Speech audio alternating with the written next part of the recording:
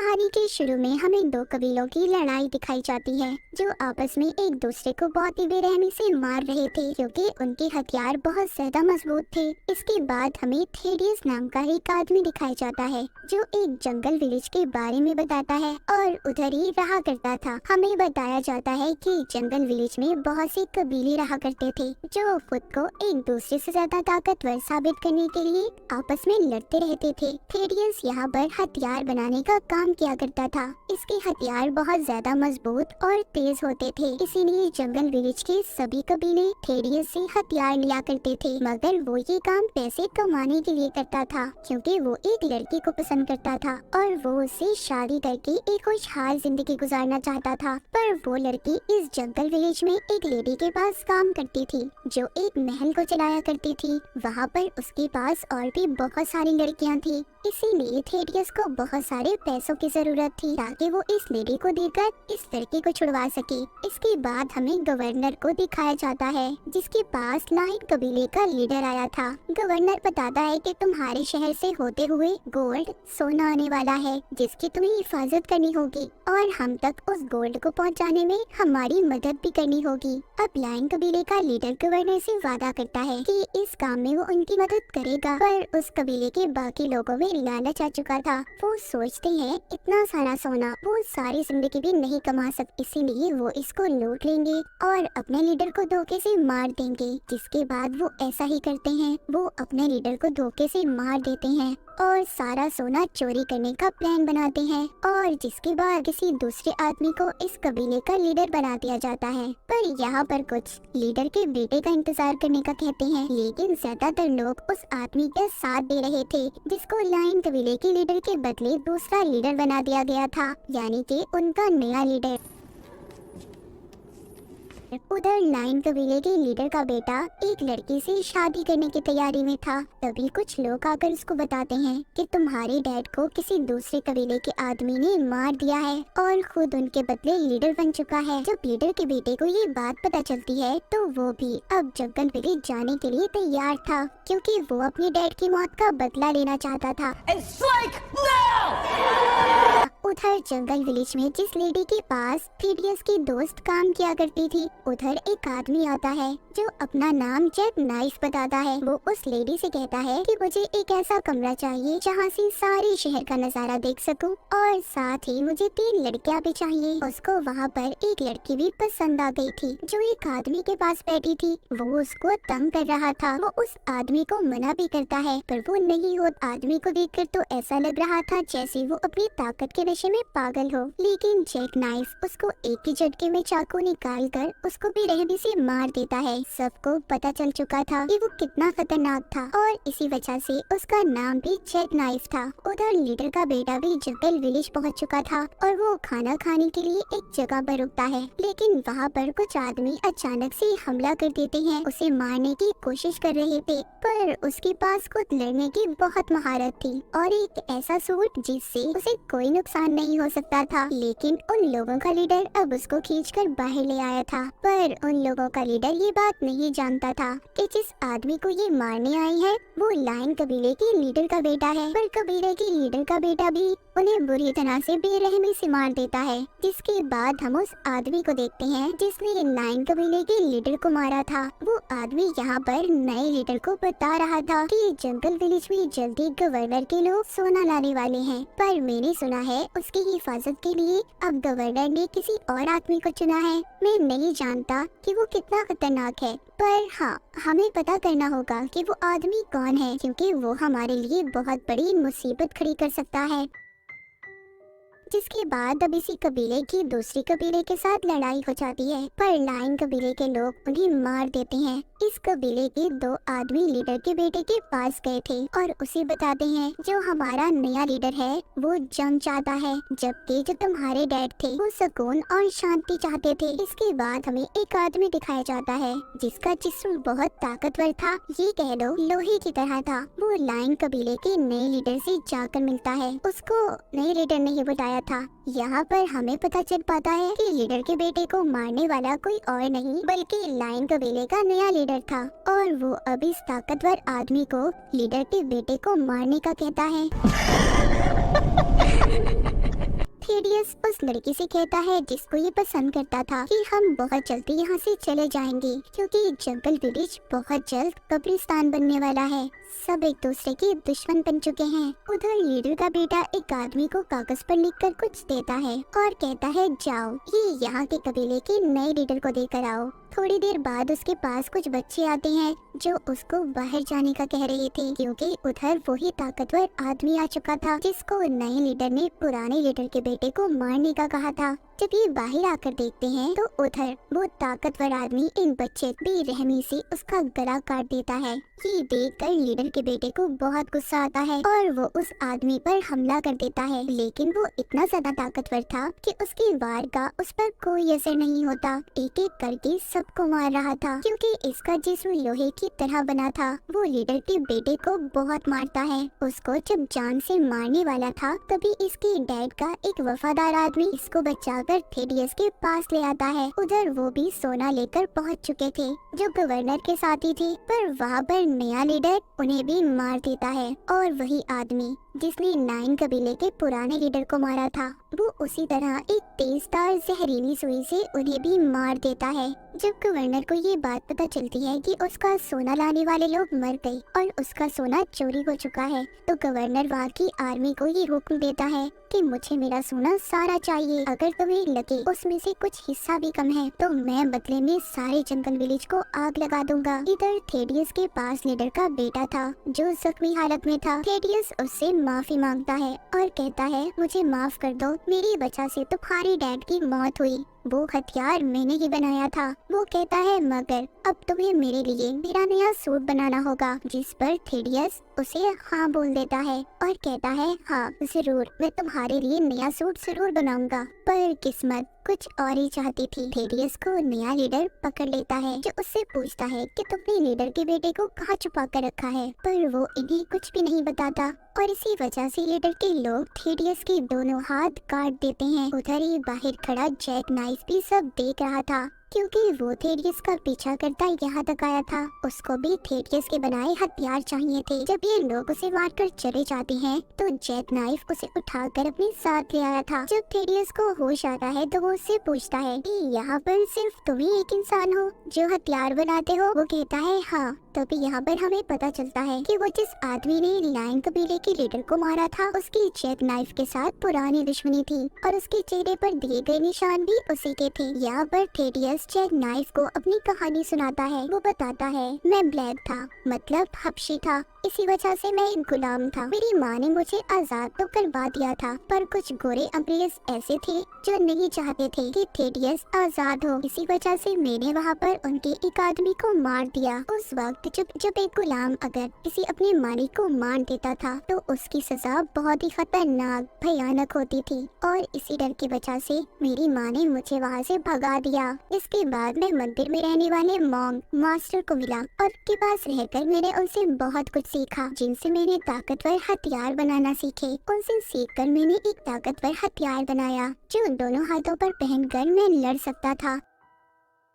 ये बताने के बाद कहानी दोबारा से जैक नाइफ पर आती है जिसके बारे में हमें पता चलता है जैक नाइफ वो आदमी था जिसके बारे में गवर्नर ने बताया था, मतलब वो खास वफादार आदमी जैक नाइफ ही था, लायन कबीले का नया लीडर। और वो आदमी जिसने पुराने लीडर को मारा था उसी लेडी के पास जाते हैं जिसके पास थेडियस की दोस्त काम करती थी। वो उनको बताती है कि सोने के पीछे जल्दी गवर्नर तुम पर हमला कर देगा क्योंकि उसे सब कुछ पता चल चुका है, इसीलिए तुम्हें सोने को छुपा कर रखना होगा। वो उनको एक जगह भी दिखाती है जिसको छुपी हुई एक बच्ची देख रही थी। उधर जैक नाइफ अपने प्लान को लेकर बहुत फिक्रमंद था। तभी वहाँ पर वो बच्ची आती है जिसने सोना छुपाने की जगह देखी थी और इनको सब कुछ बता देती है। उधर वो लेडी जिसके पास थेडियस की दोस्त काम करती थी वो प्लान करती है कि सबको मार देगी और सारा सोना खुद रख लेगी। जब महल में सब लड़कियां एक एक करके सबको मार रही थी लेकिन वो उस ताकतवर आदमी को नहीं मार पाती जिसका जिस्म लोहे की तरह था, लेकिन वो थेडियस के दोस्त को मार देता है। बहुत सारी लड़कियां जिन्होंने काले कपड़े पहने हुए थे उसे मारने की कोशिश करती हैं पर नहीं मार पाती क्योंकि वो आदमी बहुत ज्यादा ताकतवर था। इधर लीडर का बेटा भी आ जाता है जिसको छोटी बच्ची लाई थी जिसने छुपा हुआ सोना देखा था। वो इसे और जैक नाइफ को वहाँ तक लेकर जाती है हैं। पर वहाँ पर लायन कबीले का जो नया लीडर था उसके लोग उन्हें मारने की कोशिश करते हैं, पर लीडर का बेटा और जैक नाइफ उन सबको मार देता है। उधर उस लेडी की लड़ाई उसी आदमी के साथ हो रही थी जिसने लायन कबीले के पुराने लीडर को मारा था। उन दोनों की आपस में गोल्ड के पीछे बहुत ही जबरदस्त लड़ाई हो रही थी और लड़ते हुए दोनों ही एक दूसरे को मार देते हैं। जब थेडियस को अपनी दोस्त की मौत का पता चलता है जिसको वो पसंद करता था, उसको ताकतवर आदमी ने मार दिया था। थेडियस उसको चैलेंज करता है। पहले तो दोनों एक दूसरे पर हमला करते हैं, लेकिन अपने हाथों के हथियार से थेडियस उस ताकतवर आदमी को बार बार वार करके उसे मार देता है। जैक ने भी उस आदमी को मार दिया था जो उसका दुश्मन था। उधर लीडर के बेटे ने भी अपने डैड की मौत का बदला ले लिया था। नए लीडर को मारकर उसे उसी सोने में दफना दिया गया था जिसके पीछे उसने उसके डैड को मारा था। तभी उधर गवर्नर की आर्मी भी आ जाती है जो उस महल को तबाह करना चाहती थी, पर जैक नाइफ आकर कहता है कि रुके, सब रुक जाएं, सब कंट्रोल में है। गवर्नर का सोना मिल चुका है, सब कुछ ठीक हो गया था। जिसके बाद सब अपने अपने रास्ते चले जाते हैं। जो लीडर का बेटा था अब थेडियस का भाई बन चुका था। जब लीडर का बेटा वापस से जा रहा था तभी परिंदे जैसे आदमी उस लड़की को उठाकर पिंजरे में बंद करके अपने साथ ले गए थे जिससे वो शादी करना चाहता था। जब उसको ये बात पता चलती है तो वो दोबारा से थेडियस के पास जाता है और कहता है कि मुझे तुम्हारी मदद की जरूरत है। थेडियस यहाँ पर लीडर के बेटे की मदद तो करना चाहता था, पर इतने ज्यादा खून खराबे से वो परेशान हो चुका था, इसीलिए कुछ दिन के लिए वो अपने मास्टर के पास चला जाता है ताकि उसे कुछ सुकून मिल सके। पर उसे वहाँ पर जो लायन कबीले का नया लीडर था जिसको लीडर के बेटे ने मार दिया था, उसका भाई मिलता है जो थेडियस को अपने भाई का कातिल समझ रहा था। वो सोचता है कि थेडियस ने ही उसके भाई को मारा होगा, इसी वजह से वो उस पर हमला कर देता है, मगर थेडियस सबको मार देता है और खुद भी बेहोश होकर नदी में गिरकर पानी में बहने लगा था। इसके बाद यहाँ पर हमें लॉर्ड पाई की कहानी सुनाई जाती है। बहुत सालों पहले वो एक मंदिर पर कब्जा करना चाहता था जहाँ पर गोल्डन नेक्टर का घर था। तो गोल्डन नेक्टर के बारे में मैं आपको बता दूं, जो एक ऐसा जादुई पानी था जिसको पीने से कोई भी इंसान ताकतवर बन सकता था और इमोर्टल, कभी भी ना खत्म होने वाला, हमेशा जिंदा रहने वाला। इसीलिए लॉर्ड पाई इसको हासिल करना चाहता था, पर मंदिर के मास्टर ने इसे मार दिया। जिसके बाद पूरे गांव में ये खबर फैल गई कि लॉर्ड पाई की आत्मा गांव में घूमती है और जिंदा रहने के लिए लोगों की आत्माएं उनसे छीन लेती है। जिसके बाद हम एक बच्ची को देखते हैं जो मर चुकी थी, उसको भी लॉर्ड पाई की आत्मा ने मारा था। उस बच्ची के डैड अपने गांव के मेयर और मास्टर से मदद मांगते हैं और कहते हैं ऐसा कब तक होता रहेगा, कब तक हमारे गांव की बच्चियां ऐसे मरती रहेंगी, क्योंकि लॉर्ड पाई सिर्फ लड़कियों की आत्मा को चुराता था। पर इस बात से मास्टर को भी कोई फर्क नहीं पड़ रहा था, क्योंकि वो यहाँ के गरीब लोगों से सिल्वर माइन कान में काम करवाता था और अगर कोई कमजोर इंसान होता तो उसे पूरी तरह से लटका कर मार दिया जाता था। जब मास्टर यहाँ का इतना बेरहम था तो इन बातों पर कैसे तवज्जो देता। लेकिन गाँव के लोग जल्द ही मास्टर से छुटकारा चाहते थे। उनका लीडर उन्हें समझाता है कि ऐसी जल्दबाजी करना बेवकूफी होगी, हमें सही वक्त का इंतजार करना होगा। इसके बाद हमें एक फाइटर क्लब दिखाया जाता है जहाँ पर कुछ लोग आकर मास्टर पर हमला कर देते हैं, पर मास्टर के लोग उन्हें बुरी तरह मारते हैं। पहले उनका सर अलग किया जाता है, फिर उनके जिस्म के छोटे छोटे टुकड़े कर दिए जाते हैं। ये सब गांव के लीडर के आदमी थे जो उसे बगैर बताए मास्टर पर हमला करने आए थे और मास्टर ने उन्हें मरवा दिया था। उधर माइन में काम करते हुए इन्हें पता चलता है कि एक और बच्चे की मौत हो गई। लॉर्ड पाई की आत्मा उसे साथ ले गई, जिस पर अब लीडर मेयर के पास जाता है और उसे बताता है कि आखिर कब तक ऐसा चलता रहेगा, कब तक हमारे गांव की लड़कियों की मौत होती रहेगी। पर मेयर इस बात पर ध्यान नहीं देता और कहता है तुम जानते हो तुम्हारे भाई की लड़ाई मास्टर से होने वाली है जो बहुत ताकतवर है, तो अपनी फिक्र करो। पर लीडर कहता है मुझे फिक्र करने की जरूरत नहीं और ये कहकर चला जाता है। इसके बाद लीडर वापस घर आकर अपनी फैमिली के साथ खाना खाता है। यहाँ पर जब उसकी बेटी पूछती है तो वो कहता है तुम्हें फिक्र की जरूरत नहीं, बहुत जल्दी सब ठीक हो जाएगा, मैंने मेयर से बात की है। गाँव का लीडर ये कहता है कि मुझे तो ऐसा लगता है कि लड़कियों को मारने वाले वाला लॉर्ड पाई की कोई आत्मा नहीं बल्कि कोई और है। उधर फाइटर क्लब में लीडर का भाई मास्टर के आदमी को हरा देता है, जिस पर लीडर अब उससे कहता है, मेरे भाई अपना ख्याल रखना, मैं जानता हूँ मास्टर अपनी हार का बदला जरूर लेगा। एक दिन जब नदी के किनारे लीडर की बेटी पानी भर रही थी, उसको थेडियस मिलता है जो पानी में तैर रहा था। लीडर की बेटी उसे लेकर अपने घर आ जाती है, जहाँ पर लीडर जब देखता है तो वो थेडियस को रखने से मना कर देता है, पर उसकी बीवी और बेटी ने उसको बना लिया था। थेडियस का इलाज शुरू किया जाता है। दूसरे दिन गांव का लीडर जब माइन में खुदाई कर रहा था, तभी उधर उसे एक खुफिया रास्ता मिलता है, जहाँ पर उन्हें खास किस्म की चांदी और गोल्डन नेक्टर मिलता है, लेकिन इस बारे में वो किसी को भी कुछ नहीं बताते। थेडियस भी अब होश